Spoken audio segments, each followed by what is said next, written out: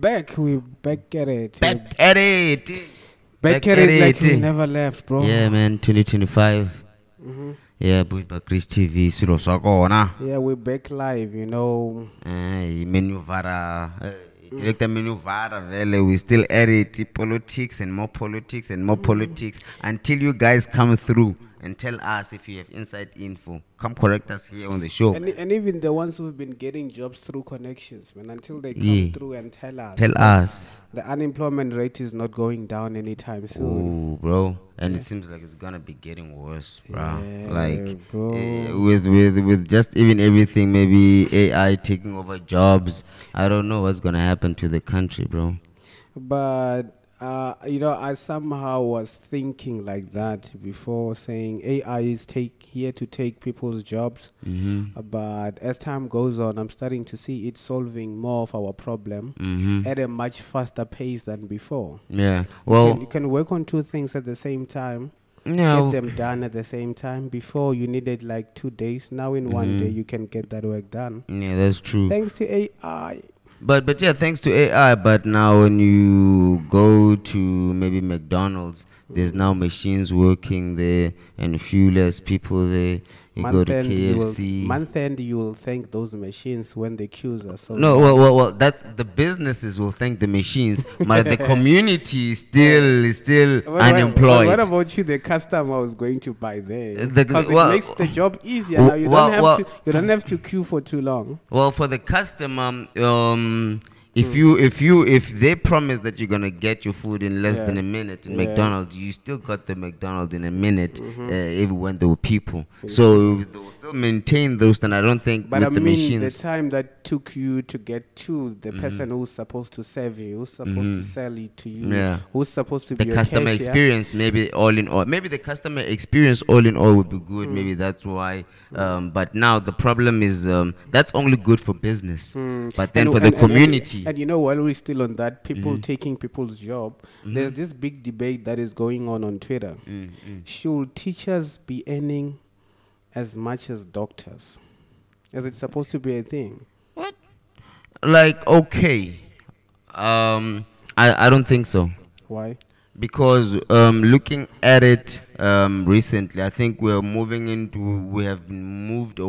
moving in a generation where students need to be more responsible for their education, in a sense of even after school, children still go in to take extra lessons. That means teachers are not really doing a good job if they're going to have to go to school, and after school they have to go for extra lessons. They have to go to school, and then after school go to another school. Another school. So that means you don't see it making sense. It don't make sense. And like in a sense of the way maybe schools are designed, maybe let's just say high schools, primary, they're trying to teach students to do the research themselves, because when you get to varsity, they won't be a teacher baby feeding you information, spoon feeding you information. So I mean, now looking at the current state, you feel like teachers are doing less work than before, because then they used to give like long hours. There used to be long hours that they'll be teaching. And there used to be no such thing where when you go to school, after school you have to attend another school. They used to do everything where they taught you how to read, write, do math, and all those things. But now you have to go to school, do math, and they'd be like, there's another better teacher, but he offers extra classes. And then you have to pay more this money. Amount. So if you don't, so now schools these days are designed for people who have money. So now if you don't have money for the extra lessons, your child will fail.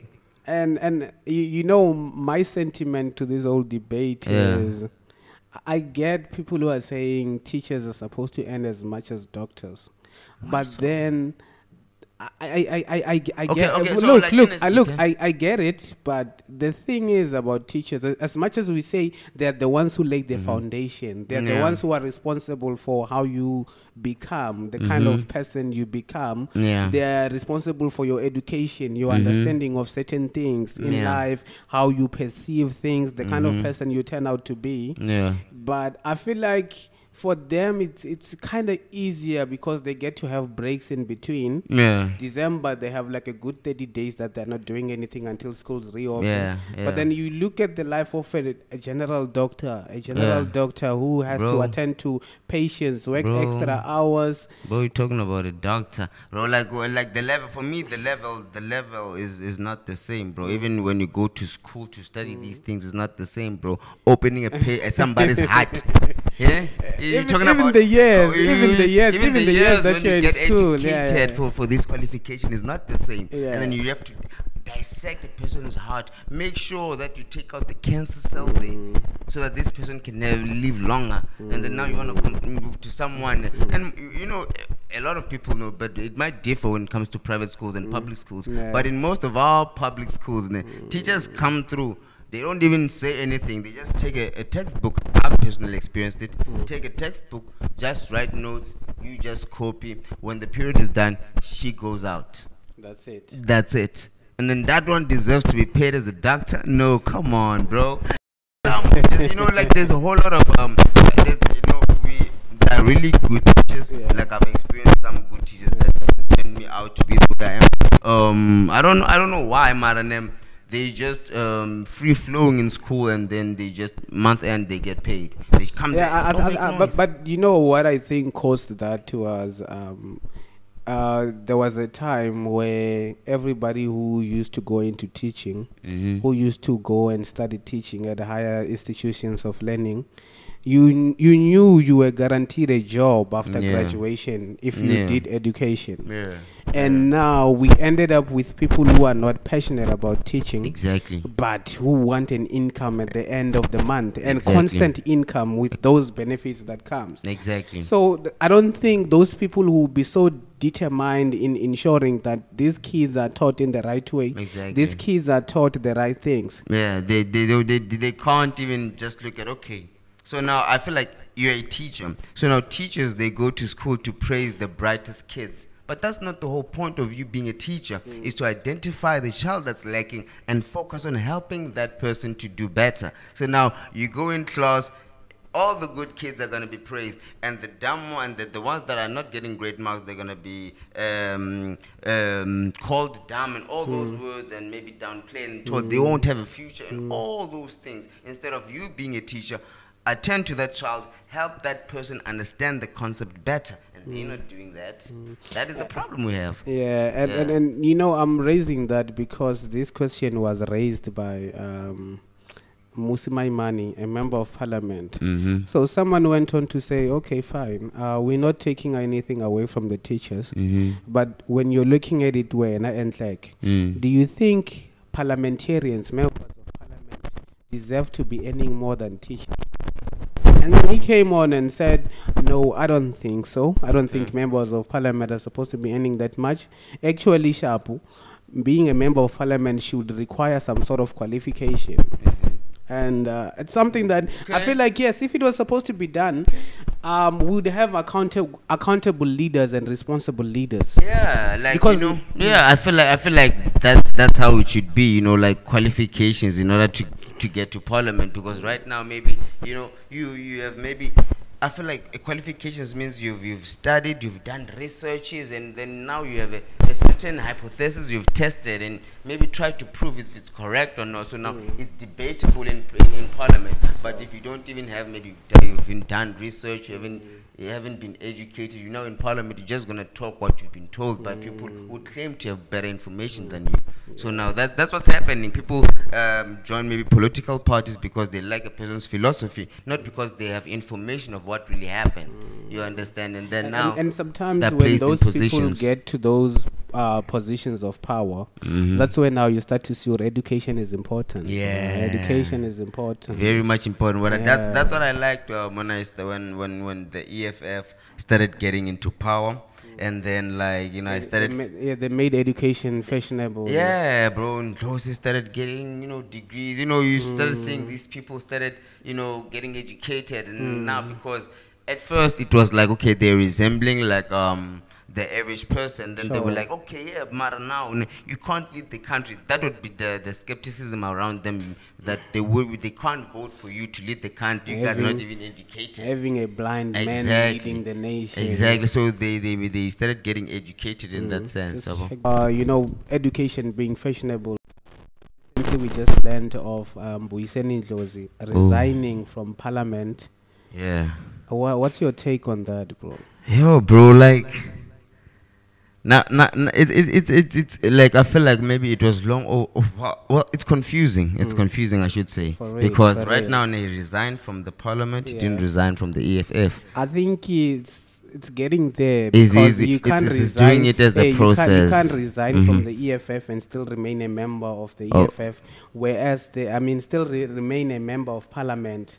It's vice versa, because the EFF is the one that sent you to parliament. So you need to first resign from parliament and then resign in the year. You can't resign from the EFF and then remain a member of parliament. Who are you representing? Because you are no longer part of the EFF. Okay. So I feel like it's getting there. You can't do that at the same time.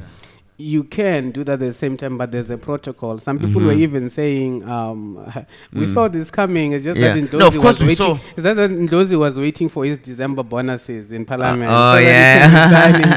Okay, yeah, maybe. But like, we saw this, bro. We saw this coming along from a long way. But now I'm wondering, like, okay, what could be next for Ndlozi? Because, I feel like he was humiliated in the EFF. Like, and he only meant good, you know. Like, I feel like he was a small boy getting mentored from these guys, older guys, you know. And then, like, so he believed in the ideologies of his leaders, and he wanted to make sure that those ideologies maybe come to fruition. And then now, come to the end of it, it's not only Julius Malema who's been betrayed. I feel like Ndlozi has also been betrayed. Yeah, on that note, you know, I feel like, yes, as much as we can say the likes of Floyd, Shivambu, Limpopo did betray those who were faithful to the movement, and those who caused this division that we see now in the EFF. But as a leader, when you are someone like Julius Malema, I think it was a time where now you need to bring all those who are still within the party closer. In the ANC, they usually say, after some turmoil where there's like a back and forth, they say unity, renewal, and all those things. Okay. So even in the EFF, they were supposed to do that, to say, we've seen those who have left us, but the ones who are still within, let's hold each other like this. Let's not then call each other names and blame each other for what has happened, because it has happened. There's nothing you can do. You cannot undo that. Like, I feel like, you know, what EFF decided to do is decide to act on emotions, because the main captain was emotional by the whole situation of Floyd Shivambu leaving. He asked this guy Ndlozi, did you know? Oh yeah, I knew about it. That got him mad. That made him think Ndlozi is a betrayer. But Ndlozi didn't have intentions of leaving, just because he knew. You could see certain things. You could see that I'm a guy, when even if you don't say this straight, I can see that you want to leave, my guy. You understand certain things like that. But I'm here.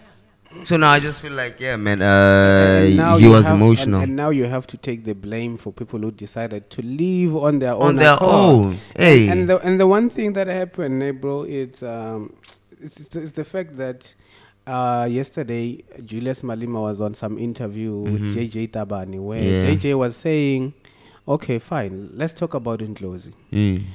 Why was he not present at the NPA where you guys were electing leaders? And then Julius Malema was like, I don't know. And then he was like, did you not have anything to do with him not being there? He said, no, I don't know. And then they were like, okay, why is he resigning now as a member of parliament? He was like, I also don't know. Okay. And then he went on to ask him again, what relationship did you guys have with, what relationship did you have with Ndlozi? He said, no, we had no relationship. I'm not his father. And I shouldn't be the one who's so concerned about him not attending the NPA. No, but what? No, he's supposed like as a member, and then you have your maybe your top 10 or your heads in the party. If one member is not there, he should be accountable. Like, no, I'm not there because of this and this and this. And there is no way that you don't have a relationship with someone you're working with in the party. No, I think he took the smoke. You remember when Floyd denied him on that other podcast where Floyd was like, me and him, it was a political relationship. It was a working relationship. I did not see him as my brother or anything. Whereas Malema said, Floyd and I were like brothers. We were like blood brothers. So now, what Malema is doing is, he doesn't want to retweet the same thing. Ndlozi and I were blood brothers. No, like, nah, I'm not his father. I'm not his father. Yeah. And in a sense, he was playing like the father role to Ndlozi in the he EFF. Was, bro. It's just like now in the ANC, they look up to Ramaphosa for everything. He's that father figure. Exactly. So even if just like Ubaba, Mandela was called Tata. Exactly. Zuma was called Uba. Exactly. Because they played the father figure in the political party where even after they have left, still you still look up to them. And it's a sense of, like, I think in the world of politics, even if when it deals with rankings, when someone is above you and then you tend to maybe want help or need help, you're gonna ask to them, it's respectfully, and they're gonna act like they're your parent because in a way you help you out. Respect the hierarchy. It's the same thing that has been happening. Yeah. Ndlozi has been with Malema to so many court cases. Exactly. That if you look at who the instigator was, it's Julius Malema. Yeah. But because Ndlozi will be here, he wants to defend the leader. He wants to die for the leader. He wants to die with the leader. Yeah. But now Julius is saying, I don't know. We had no personal relationship. We had nothing. I'm not his father. How am I supposed to know? Yeah. Even now, we haven't communicated since. Wow. He said that. He said they have not communicated. And he's not even worried about that. The people who were at the front at the NPA, the top 6 that was elected, we all saw them. There's nothing to be doubtful about the EFF. Well, right now I'm just wondering, like, we go to what's next for Ndlozi. Like, what will he do, bro? I feel like what the options are for Mbuyiseni is, one of them is that he's gonna remain a member of the EFF. Maybe not necessarily to spite Malema, but because he still wants to be part of that party. It's like a baby. It's like his own baby. As much as we say it's Malema's baby, he was there when it started. He was there when it started. He gave his all for that movement for it to be where it is today. So he might remain a member, but pursue other things. Move out of politics. Move out of politics. Yes, move out of politics. Go back to being a lecturer somewhere or working for some corporates and stuff, because he's already made a name for himself.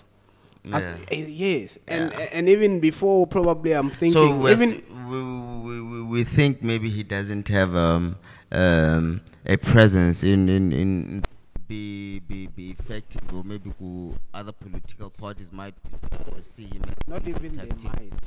They want him. Yes, ANC want Ndlozi. Okay. MK want Ndlozi. Really? I'm telling you. Okay, so they even made a joke about it. This ANC guys. They said. It's still spiking. All right, cool. It's fine now. They made a joke about it. They said Ndlozi should come back to the ANC. Julius Malema as well should come back to the ANC, because there's nothing that is happening in that party of theirs. Swallow your pride and come back home. We will welcome you back. And what I know is they will take him back, even Julius, if he was to go back to the ANC. It's too much pride in Julius. Yeah, that's the thing. That's the problem. But because when he goes back to the ANC, he will just be now a puppet. He'll be a nice boy, bro. But he's not going to be a puppet. The thing is, he wouldn't want to take instruction. When you get used to giving instructions, you no longer want to take instructions from anyone. That's where the ego even comes in. Because now you've tested power. And when you test power, the thing is, when somebody does something, you feel like they try to make you feel small. Fuck it up. So yeah, let's man. test it out. I think it's fine now. It's fine. Yeah. Yeah. Oh, bro. So yeah, man. Yeah, out with I think even in the MK, bro, they will send him back to Parliament. Yeah. Very quick. Yeah. Because even there, like in the legislature, those who worked with Ndlozi in the legislature and Parliament, they will tell you the guy was effective. Yeah. When it comes to making law, Yeah. he's been at the forefront. Yeah. There's nothing we doubted about the guy, because yes, you can have political differences, but when you're sitting with a smart man next to you, you will listen, you will learn, and you will admire. Whether he's off the different, it's just like when you play football. It doesn't matter if you play for Chelsea. When you play against Messi, you know what he's capable of. You know what he's capable of. Yeah, yeah, so for sure. Those, they know what he can do. Yeah. They know he's smart. Yeah. Even Julius said it yesterday, because he was asked, what now then do you think of Ndlozi's political career and all that? He was like, no, within the EFF, I don't know much, because it's no longer within the leadership. But then they were like, but you were comparing, he's saying he's better than Panyaza. He was like, yeah, Ndlozi is still better than Panyaza. Politically, and when you look at the mindset of a person, you can't take that away. As much as you guys are fighting, but you can't take it away. He just doesn't want to give him credit. Yeah, he just doesn't want to give him credit for the work that he has done in the EFF. Yeah, the Stilfontein Mines, my dog. Hey, people in the mines, bro, those guys didn't want to come out until they could finish hiding whatever they had down there. Bro, what do you think they can hide down there, bro? There's gold that they were mining. Okay. There's guns that they were using to protect themselves. So if you hide the two, there's no proof that you were actually mining underground. But what were you doing there? Because probably you got lost. Really? Like, bro, if there's no evidence. If there's no evidence. You know what I heard? They said like there's like over 500 people down there. Sure. And then now there was over 500 no people. They say in the now, like they I'm not sure if there's a picture or a video that came out, like there's over 100 people that died. Yeah, there's a possibility of that. There's a possibility of that, because those have been there for over 6 months. There was a time where there was a shortage of food. And with my experience knowing about miners, most of them are having terminal illnesses, or those, what do you call them? These illnesses that you always have to take medication for. Either it's TB, it's HIV, and all those other diseases. Because some of them, they contract them in the mines. Some of them, they contract them what they do there in the mines when they are far away from their wives. That, like most of the people that are working down there are like kidnapped, and there's like a hierarchy. There's like bosses down there. You usually like you are forced to stay down there 6 months, not coming out. You're gonna have to like pay to go out, you know, like even the food that goes down there is sold by the bosses that are down there. So you get like a bread for like 100 rand, one loaf of bread for like 100 rand. So like the situations down there are just dire, Mario. You can't just go up if the bosses don't want you to go up. And when the police came over to close that, the bosses probably made it more harder, even if they wanted to go out. The problem is the situation down there was now hard. First thing, you guys, your illegal mining has been discovered. The police are aware, and now it's at the center of attention from everyone else. It's fine. You guys can surface. No, because what happened was, when it started, they said, okay, we're not going to allow any more food to go down there because it's very dangerous down there. So we can't come down there. You guys need to come out. And obviously the police are there going to arrest you. Yeah, but you see now, I think when you're down there in the mine, you don't know everything happening in the news and everything. But then I feel like there's a big boss who owns the mines. That's very true. In communication with that's underground bosses. That's very true, bro. So now down there, they are what we call. You see the supervisors that you see at your normal working space. There are supervisors down there who are supervising illegal mining. They are just there to supervise if you are doing your work. You delivered on your day. If we want 5 kg, did you give us 5 kg? That's it. So now people are dying there, bro. So like so people couldn't just come out, and apparently there were people who volunteered to go inside the mines to give those people food, and then they came out. You understand?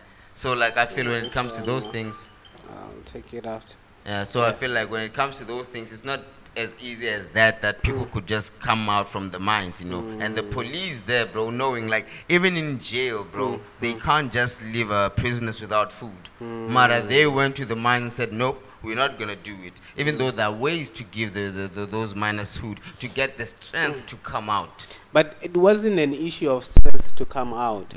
I'm telling you, bro, there's something that those guys were hiding. Yes, okay, yes, we are criminals. There's something that they were hiding. Yes, we down are there. criminals. Of course, we've got illegal guns, guns that have killed a lot of people. Sure. Yes, of course, those things are there. But right now, they work with us for us to come out. You can't just deprive us of food.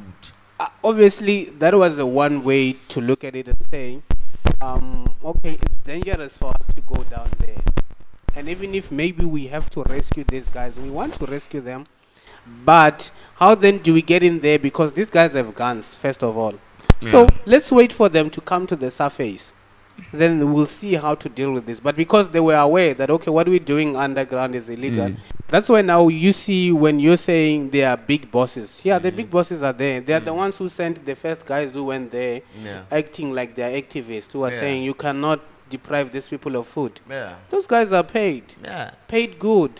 So that's what I'm saying. Like right now, we will just put the question on SA police tactics because right now they've been knowing the Zama Zamas everywhere, and then now they haven't figured out tactical plans to get them out. And bro, while we're still on that, I see we're running out of time. Duduzile Zuma was in some feud with Floyd Shivambu. Okay. I don't know whether it's true or it's just things that are being made. They say that there's some quarrel between the two, Floyd and Duduzile Zuma, the daughter to Jacob Zuma. Oh. Yeah, somehow they're saying that not Duduzile. Not Duduzile. I need their twins. I need their twins. Okay. Yeah, so they're saying they're fighting because now Jacob Zuma likes Floyd. And Floyd, the position he occupied of being Secretary General, it's very powerful within a political party, bro. Being a Secretary General of a political party, you call the shots to so many things. So I think there are some people who are not happy with Floyd being the SG. So it's starting to build functions, but they're now downplaying the thing. They're saying, nah, it's nothing. It was nothing. But you can see that the daughter is not happy, bro. But now the problem is, like, I don't understand. When they brought in Floyd, what did they think? Because they knew Floyd is a man of maybe many skills and many talents. He deserves that position in order to get this organization, you know, he's here to spearhead it, right? So now, and he spearheaded, you understand? And then now, like, everybody else just fall in line, because if not, they're going to be quarrels about people in positions. Now, that means at the end of the day, this political party would never get rise to anything or go anywhere. Because now, any person who's going to be in a position, they're going to have a problem, they're going to be changed, people are going to be expelled.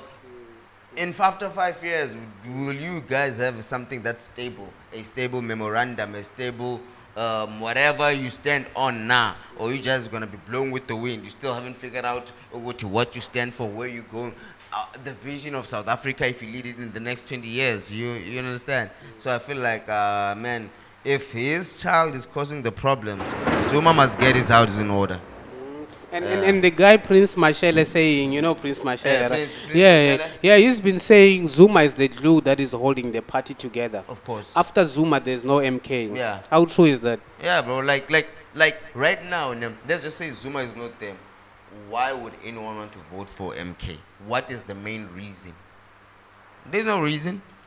I remember when we were going to vote, and a family member of mine told me that, hey, guy, I'm going to vote for Jacob Zuma because in his term, we as the black people, we ate. So that's the only reason most people voted for MK. If MK goes, who's the leader? What do they believe in? What do they stand for? What have they done before for us to believe in them? So if JJ was to die tomorrow, I'm looking away of the MK. I don't think it would be something stable. I think you're right when it comes to that, because as much as maybe we had the ANC, as much as maybe we don't really know who was like at the forefront, who was like now when we look at EFF, we knew there's Julius Malema, who's like the top guy. And now with ANC, maybe they didn't have such thing where there was just one leader that stood out. There was like a bunch of leaders that came together and were like, okay, let's do this. So that later on you are not dependent on one leader to say, without this leader, we can't do this.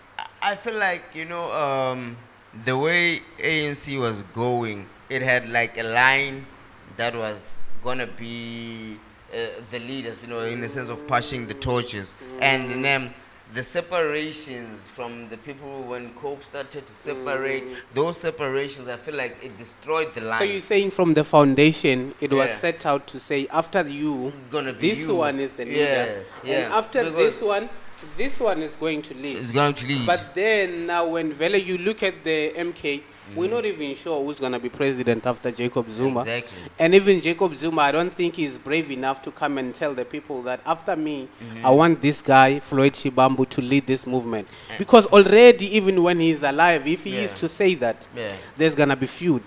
There's going to be divisions within the party. And now, because we are happy united under you, after you are gone. People are going to start killing each other, bro. And then people are going to start claiming like EFF is their own, bro. Like it's an inheritance from the father. People are going to start killing each other. Hey, some are going to come and say, Pella, this party was started by my father. Obviously, like, for Julius Malema, his son is not yet in politics yet. But then we know the party is Julius Malema's party. And you see, that's how even right now, EFF, the way EFF, I don't see the future of EFF is that it also had a structure. After Julius, maybe it was going to be Floyd. After Floyd, maybe it was going to be Ndlozi. You know, but then now, Shivambu is gone, Ndlozi is going. After Julius, why would you vote for EFF? What would be the main reason for you to vote for EFF? Is there ever going to be an after Julius in the EFF? Exactly. So that's the whole point of it, that I'm looking at it, that I don't see EFF beyond Julius Malema, and Julius Malema won't live forever. So it's the same thing with the MK. We can't see the MK beyond Jacob Zuma. Yeah, unless EFF, maybe all the progressive parties maybe come and create one party, and then we can see maybe a group of credible leaders. If you are saying all the progressive parties are to come together, I think it brings us back to that point that I raised before. Okay. Two-party system will work for South Africa. I think so too. Because I feel like when if those guys come together, there will be a list of credible leaders. In terms of and they will credible compete leaders to be the most credible within either side. So